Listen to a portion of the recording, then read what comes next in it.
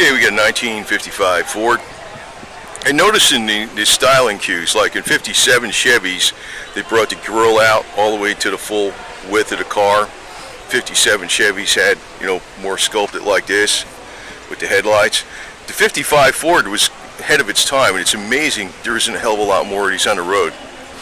Obviously, this is some kind of huge ass big block. I don't know what the motor is in here, but this thing's a go-getter, man. It's huge, man. I don't know what this is.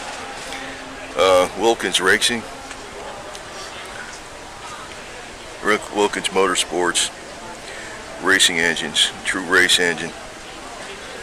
And you can see there's a lot of detailed work on this MSD ignition. It's got power steering, man.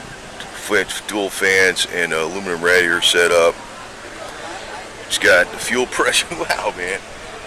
Fuel pressure thing there.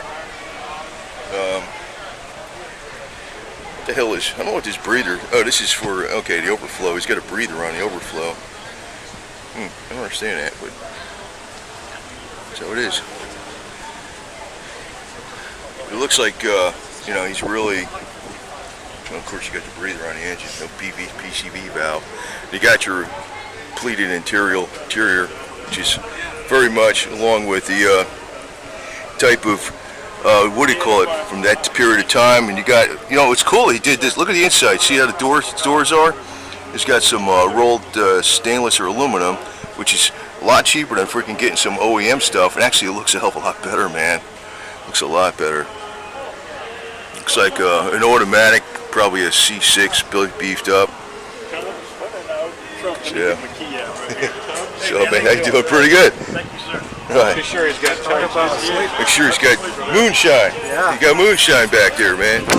Hey, you got dual fuel cells. Bottom one's for fuel, top one's for the moonshine. That's how that works, man. Right? Bottom one's fuel, top one's moonshine, right? You get over that way. You don't know nothing about that shit. Got all the weight in the back. Damn.